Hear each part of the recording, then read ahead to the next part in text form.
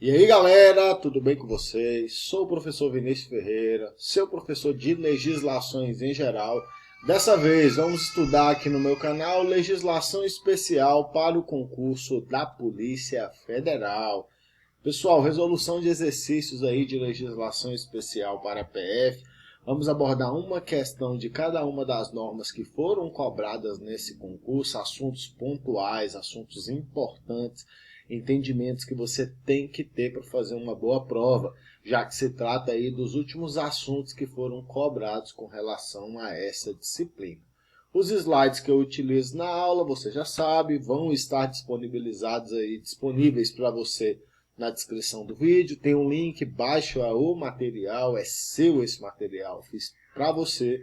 Se você tiver qualquer dúvida com relação ao conteúdo da aula, ou qualquer dúvida e precise falar comigo por qualquer motivo, vou deixar disponibilizado aí também os meus canais de comunicação. Então vamos iniciar aí sem mais delongas a nossa aula de hoje. Espero que consiga trazer para você muito conteúdo de prova. Então vamos lá. Polícia Federal, legislação especial com o professor Vinícius Ferreira. Vamos lá. Galera, contato professorviniciusferreira@yahoo.com.br é o meu e-mail. Pode entrar em contato comigo quando você quiser. E aqui o meu Instagram, @professor Vinícius Ferreira. Sempre que possível eu posto conteúdo lá, muito conteúdo, especialmente para as carreiras policiais. Então eu te aguardo lá na minha página. Antes da gente iniciar efetivamente a resolução das questões, tenho que falar para você desse meu material, que é um simulado comentado para a Polícia Federal de legislação especial. Todas as normas são abordadas. No mínimo 10 questões de cada uma das normas constantes do seu edital. Esse material contém 120 questões, o gabarito de cada questão, comentários de cada item. Tem comentário de todos os itens, variados esquemas e tabelas comparativas, tema de redação inédito mais folha de redação e fórum de dúvidas. O valor apenas R$20, você pode adquirir pelo link da descrição do vídeo. O material tem formato de simulado, você encontra os 120 itens sem comentários primeiro no material, depois você encontra o gabarito para que você possa corrigir, em seguida você encontra as questões com os comentários para que você possa acompanhar as informações que são pertinentes a cada uma dessas questões. Então o material vai ser muito útil, vai fazer grande diferença na sua futura aprovação por um valor aí meramente simbólico. Beleza, galera? Então adquire aí na descrição do vídeo. Vamos lá para a nossa primeira questão do SEBRASP, que diz o seguinte: as atividades do sistema financeiro ligadas à movimentação de numerário e dados de movimentação bancária são revestidas de uma série de especificidades, em especial relacionadas à segurança. Acerca desse assunto e considerando a legislação relacionada, julgue o item a seguir. Para execução de serviços de transporte de numerário, no valor de 7 a 20 mil unidades fiscais de referência, poderá ser utilizado um veículo comum com 2 vigilantes. Galera, essa questão aí, ela aborda um conteúdo importante da Lei 7102 do ano de 1983. Lei 7102 de 1983. A gente pode entender essa lei como uma lei de segurança privada ou lei da segurança privada. Nessa lei a gente vai encontrar regras relacionadas à segurança de estabelecimentos financeiros, a transporte de valores, a vigilantes. Não podemos entender sim como a lei de segurança privada. Essa primeira questão aí, o gabarito dela é certo, o item está correto. A execução de serviços de numerário no valor de 7 a 20 mil unidades fiscais poderá ser utilizado em veículo comum com 2 vigilantes. É o que estabelece o artigo 5º da referida lei. Acima de 20 mil unidades fiscais, obrigatoriamente tem que ser feito em veículo especial, que a gente chama aqui no nosso país de carro forte. entre 7 e 20 mil unidades fiscais, veículo comum com 2 vigilantes. Acompanha a resolução da questão 1. Artigo 4º da Lei 7102 de 83. O transporte de numerário em montante superior a 20 mil UFIR para suprimento ou recolhimento do movimento diário dos estabelecimentos financeiros será obrigatoriamente efetuado em veículo especial da própria instituição ou de empresa especializada. Como eu disse, é o que a gente chama no país de carro forte. O transporte de numerário entre 7 mil e 20 mil unidades de referência poderá ser efetuado em veículo comum com a presença de 2 vigilantes. Esse o nosso gabarito. Então, questão de número 1, o item está certo, segundo a Lei 7102 do ano de 1983. Vamos para a nossa segunda questão. Questão da Polícia Federal do ano de 2014, que diz o seguinte: o gerente de uma empresa de reciclagem de produtos químicos controlados tomou conhecimento de que um dos empregados da empresa desviava parte desses produtos a fim de produzir ilicitamente entorpecentes. Nessa situação, caso não informe esse fato às autoridades competentes, o gerente incorrerá em infração administrativa e penal. Essa questão 2, ela cobra a lei número 10.357 do ano de 2001. Essa lei, ela estabelece normas de controle e fiscalização sobre produtos químicos que, direta ou indiretamente, podem ser destinados à elaboração ilícita de entorpecentes. Aqui a gente está falando de uma lei que tem a finalidade de fiscalizar e controlar produtos químicos que podem ser utilizados como matéria-prima para a produção de entorpecentes. Essa segunda questão, ela está errada. Qual é o motivo do erro dessa questão? É a parte final.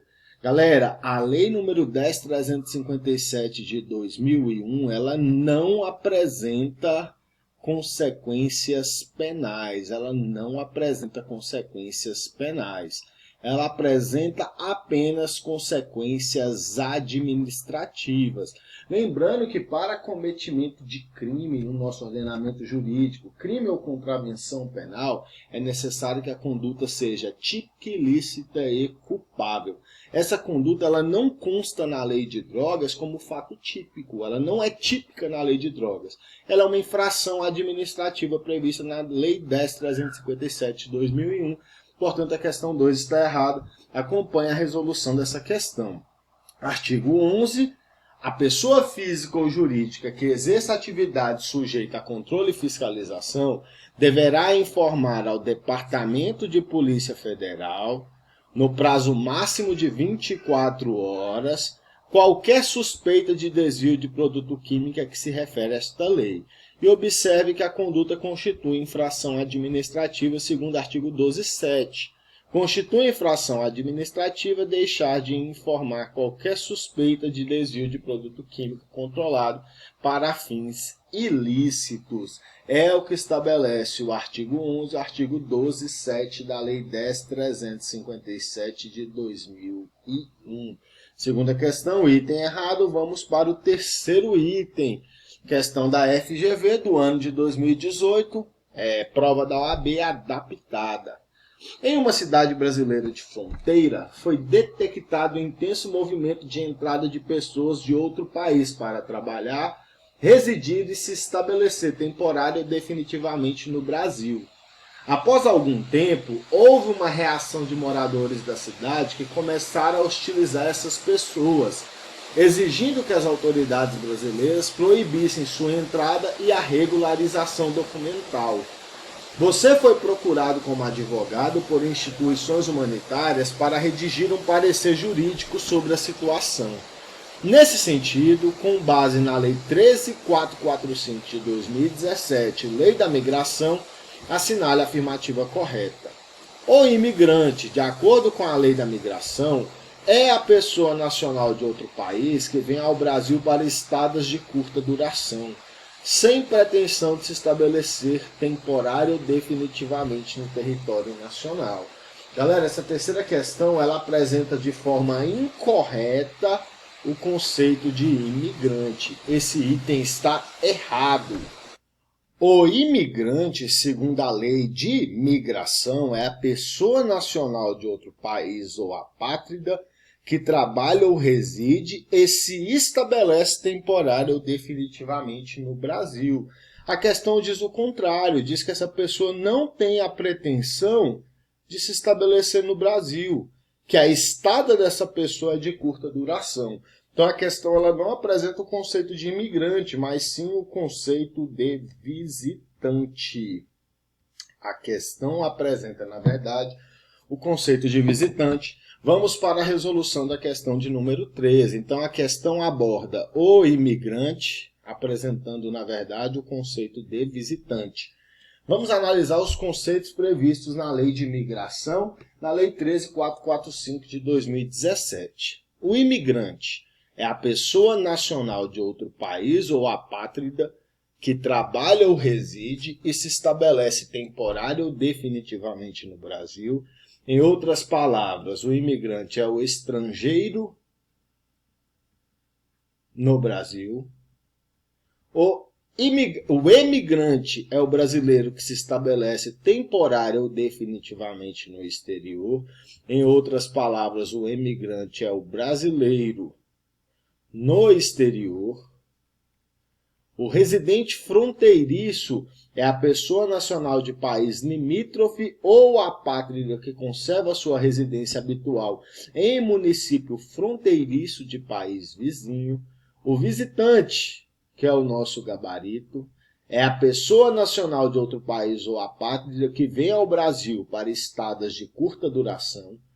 Olha que elemento apresentado pela questão, estado de curta duração, sem pretensão de se estabelecer temporário ou definitivamente no território nacional.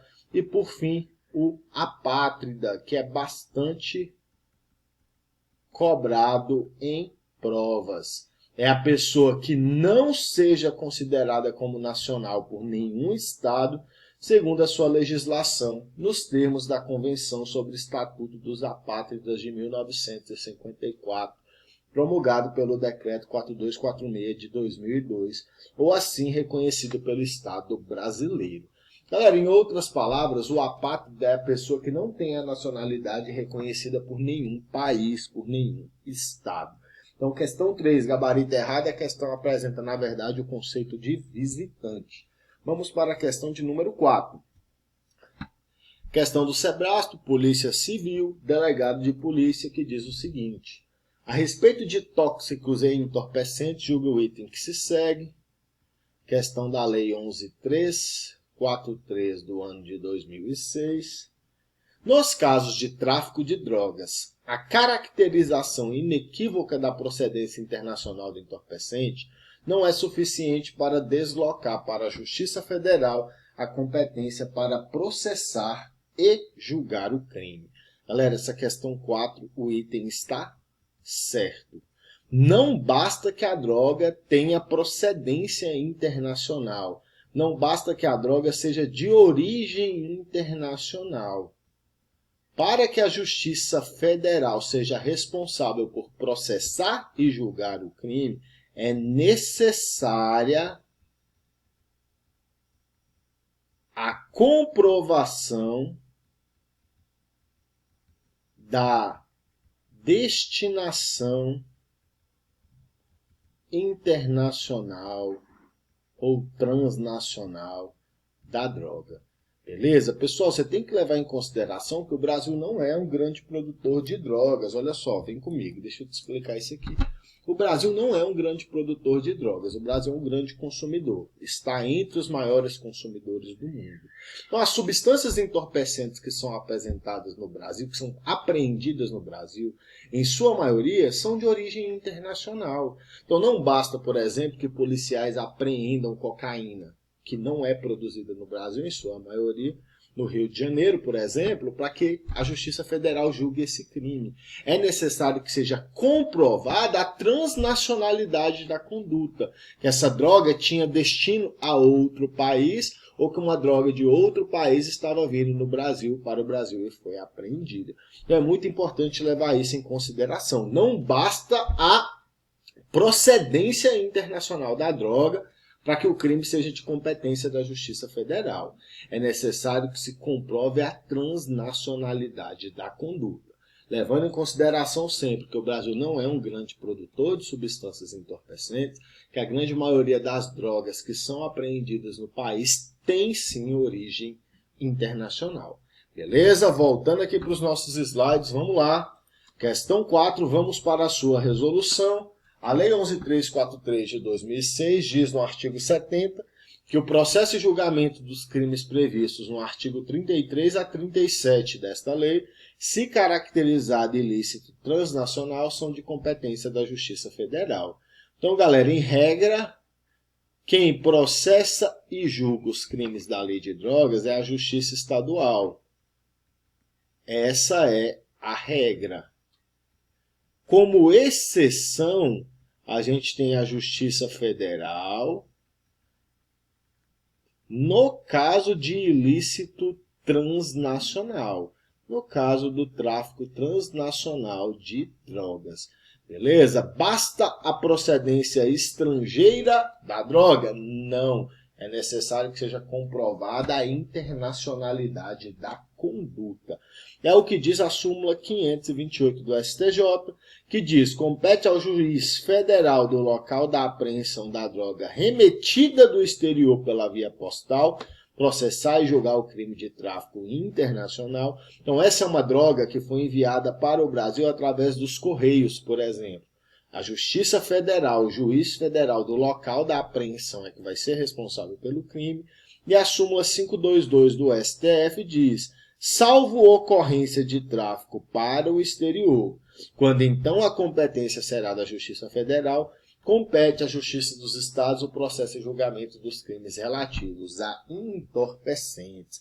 Beleza, galera? Questão 4, item certo, não basta a procedência estrangeira da substância entorpecente. É necessária a comprovação inequívoca da transnacionalidade da conduta. Vamos para a questão de número 5. Questão do SEBRASP, concurso aí da Codevasf. Prova do ano de 2021, então um assunto bastante recente, que diz o seguinte: com relação ao direito penal, julgue o item a seguir. Cometerá crime previsto na Lei nº 13.869 de 2019, que é a nova Lei de Abuso de Autoridade, o funcionário público que iniciar persecução administrativa sem justa causa fundamentada. Galera, questão 5, o item está certinho. A questão apresenta o crime de abuso de autoridade previsto no artigo 30 da nova Lei de Abuso de Autoridade, da Lei 13.869 de 2019. O servidor público ou agente público que dar início ou proceder à persecução administrativa, penal ou civil, sem justa causa fundamentada,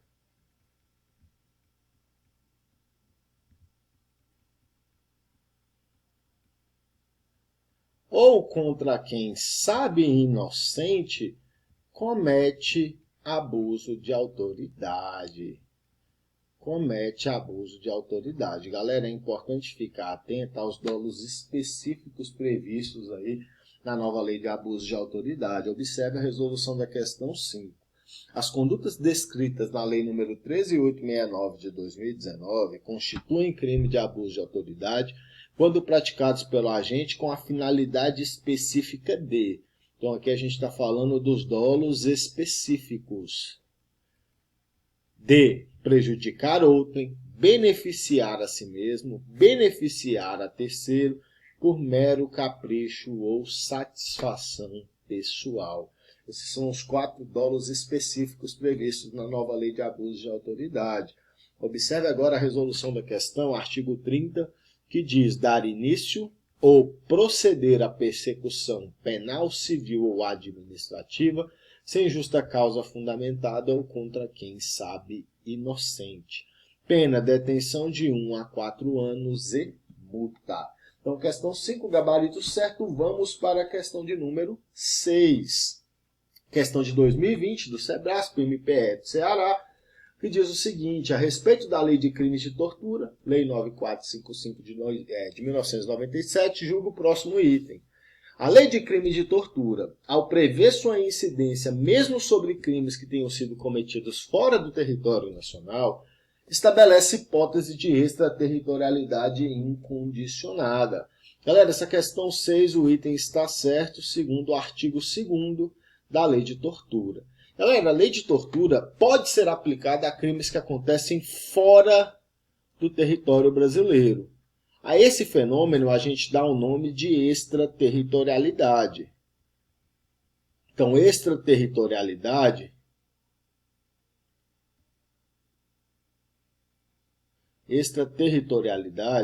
é a possibilidade de se aplicar a lei brasileira a fatos que acontecem no estrangeiro. Quando a gente vai poder aplicar a lei de tortura? Quando a vítima for brasileira ou quando o agente estiver em local sujeito à jurisdição brasileira. Agente em local sujeito à jurisdição brasileira. Pessoal, é o seguinte, essa questão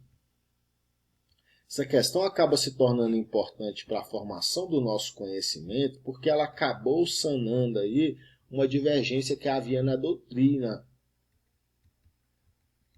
A doutrina sempre foi divergente sobre essa hipótese prevista na lei de tortura ser extraterritorialidade condicionada ou incondicionada. O SEBRASP adotou um lado. O SEBRASP adotou a doutrina que diz que é extraterritorialidade incondicionada, conforme a gente pode observar pela resolução dessa questão. Observe a resolução. Artigo 2º, o disposto nesta lei, que é a lei de tortura, aplica-se ainda quando o crime não tenha sido cometido em território nacional, sendo a vítima brasileira ou encontrando-se o agente em local sob jurisdição brasileira. Então, pessoal, o SEBRASP adotou um lado da doutrina que diz que se trata de hipótese de extraterritorialidade incondicionada. Beleza? É esse posicionamento que a gente vai levar para a nossa prova. Questão 7 aí na sua tela, questão inédita do Estatuto da Criança e do Adolescente, que diz o seguinte: pratica crime previsto no Estatuto da Criança e do Adolescente o indivíduo que privar a criança ou adolescente de sua liberdade, procedendo à sua apreensão, ainda que esteja em flagrante de ato infracional, salvo existindo ordem escrita da autoridade judiciária competente. Galera, essa questão ela contraria o artigo 230 do ECA. Ele contraria o artigo 230 do ECA, essa questão está errada. No caso de flagrante de ato infracional, é possível a apreensão do adolescente. É possível a apreensão da criança ou adolescente. Então, a criança ou o adolescente elas só podem ter a sua liberdade restringida, privada, em duas situações: flagrante de ato infracional ou ordem escrita da autoridade judiciária competente. Assim como nós, que só podemos ter nossa liberdade cerceada no caso de flagrante delito, no caso de ordem escrita da autoridade judiciária competente, mesma regra se aplica às crianças e ao adolescente. Questão errada, segundo o artigo 230, que você vai acompanhar aí na sua tela na resolução da questão 7. Então, artigo 230. Privar a criança ou adolescente de sua liberdade, procedendo à sua apreensão sem estar em flagrante de ato infracional ou inexistindo ordem escrita da autoridade judiciária competente, pena de detenção de 6 meses a 2 anos. Parágrafo único apresenta a forma equiparada, que diz: incide na mesma pena aquele que procede à apreensão sem observância das formalidades legais. Beleza? Então a questão está errada porque ela diz que não é possível apreender crianças e adolescentes no caso de flagrante de ato infracional, mas somente no caso de ordem judicial. Isso está errado. Na sua tela, questão de número 8, vamos falar da Lei de Armas, questão de 2019 do SEBRASP, de Defensor Público. Defensoria Pública aí do Distrito Federal. A questão diz o seguinte: a respeito dos delitos tipificados na legislação extravagante, julgue o item a seguir considerando a jurisprudência dos tribunais superiores. O porte de arma de fogo sem autorização em desacordo com determinação legal regulamentar, ainda que a arma esteja desmuniciada ou comprovadamente inapta a realizar disparos, configura delito de porte ilegal de arma de fogo. Galera, essa questão 8 ela está errada. Pessoal, é o seguinte, a arma desmuniciada configura crime. O porte de arma desmuniciada configura crime. O porte de arma comprovadamente inapta a realizar disparos não configura crime. Galera, o crime de porte ilegal de arma de fogo, ele é um crime de perigo abstrato. Crime de perigo abstrato. Se a arma não é apta a realizar disparos de forma comprovada, não há que se falar em perigo. Não há que se falar em perigo ao bem jurídico tutelado pela norma penal. Então, a arma desmuniciada configura crime. A arma comprovadamente inapta a realizar disparos não configura crime. Então, questão 8, item errado. Saiba que a jurisprudência se posiciona no seguinte sentido com relação a armas de fogo. Arma desmontada ou desmuniciada, há crime. Arma desmontada ou desmuniciada, há crime. Arma absolutamente inapta para disparos, não há crime.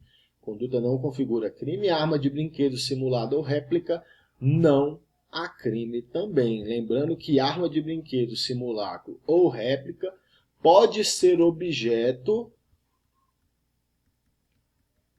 para caracterização do roubo.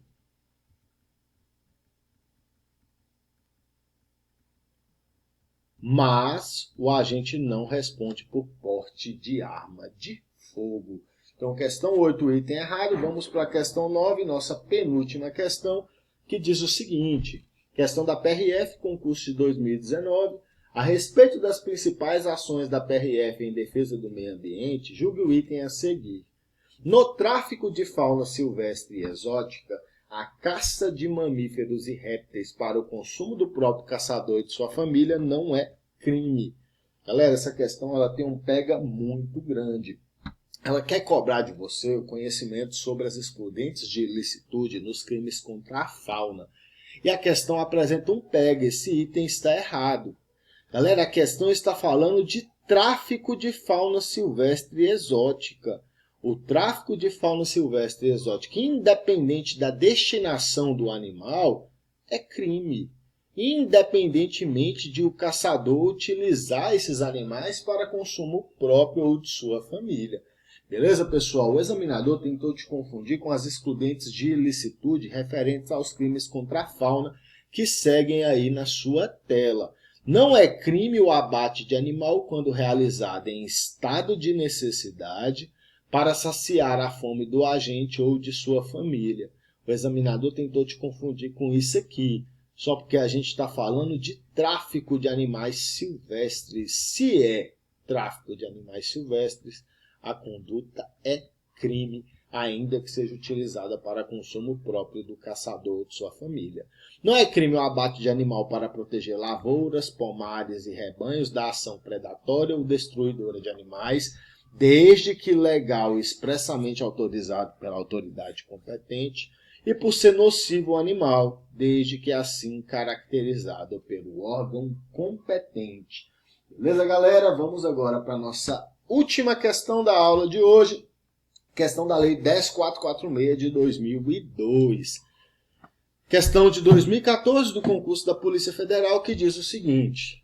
Com relação à Lei nº 11.343 de 2006, que estabelece normas para a repressão à produção não autorizada e ao tráfico ilícito de drogas, e a Lei nº 10.446 de 2002, que dispõe a respeito de infrações penais de repercussão interestadual ou internacional, que exijam repressão uniforme, julgue o item subsequente.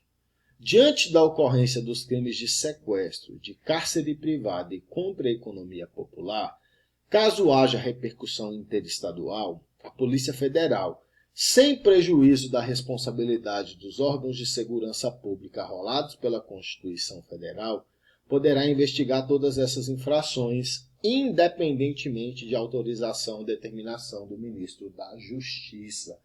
Galera, essa questão ela está errada.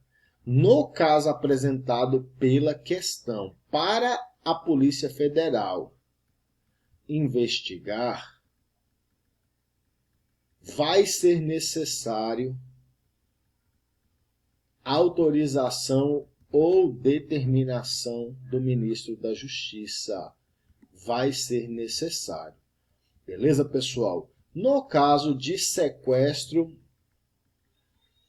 ou cárcere privado, para que a Polícia Federal possa atuar, é necessário que haja repercussão interestadual ou internacional que exijam repressão uniforme. O fato tem que ser praticado por motivação política ou em razão do cargo da vítima. No caso de economia popular, a Polícia Federal, para investigar, tem que ter autorização do ministro da Justiça. Beleza? Observe a resolução dessa questão de acordo com o artigo 1º da Lei número 10.446 do ano de 2002. Pessoal, já adianto para você, no caso do rol dos crimes previstos no artigo 1º, caput, não precisa de autorização ou determinação do ministro da Justiça. Nos casos previstos no parágrafo único, que a gente pode entender como nos demais casos, aí vai ser necessário autorização ou determinação do ministro da Justiça. Então, o artigo 1º diz, na forma do inciso 1 do artigo 1º do artigo 144, na forma do inciso 1 do parágrafo 1º do artigo 144 da Constituição, quando houver repercussão interestadual ou internacional que exija repressão uniforme, poderá o Departamento de Polícia Federal do Ministério da Justiça, sem prejuízo da responsabilidade dos órgãos de segurança pública arrolados no artigo 144 da Constituição Federal, em especial das polícias militares e civis dos estados, proceder à investigação, dentre outras das seguintes infrações penais: sequestro, cárcere privado e extorsão mediante sequestro, artigo 148 e 159 do Código Penal, se o agente foi impelido por motivação política ou quando praticado em razão da função exercida pela vítima. Nesse caso, galera, e nos demais incisos, a Polícia Federal pode investigar quando houver repercussão interestadual ou internacional que exija repressão uniforme. Nos demais casos, que é o que estabelece o parágrafo único, que diz, atendidos os pressupostos do caput, repercussão interestadual ou internacional que exija repressão uniforme, o Departamento de Polícia Federal procederá à apuração de outros casos, desde que, olha a condição, tal providência seja autorizada ou determinada pelo ministro de Estado da Justiça. Então, galera, a questão 10, o item está errado. Na sua tela, o gabarito das questões que a gente resolveu na aula de hoje, item 1, 4, 5 e 6 estão certos, os demais itens estão errados. Segue na tela aí os meus agradecimentos, muitíssimo obrigado. E essa é a minha mensagem positiva para você. Você será policial federal. Então, galera, satisfação enorme poder estar aqui com você, contribuindo, somando com a sua futura aprovação. Eu não tinha feito nenhum vídeo ainda para a Polícia Federal. Vida muito corrida, muito trabalho. Mas, enfim, consegui produzir esse vídeo, postar para você e eu espero de verdade que seja útil. Beleza? Sucesso na sua jornada. Conte comigo, o que eu puder fazer para a sua futura aprovação, eu vou fazer. Adquira o material, valor muito baixo, simbólico. Eu sei que vai contribuir demais com a sua futura aprovação. Forte abraço, tamo junto!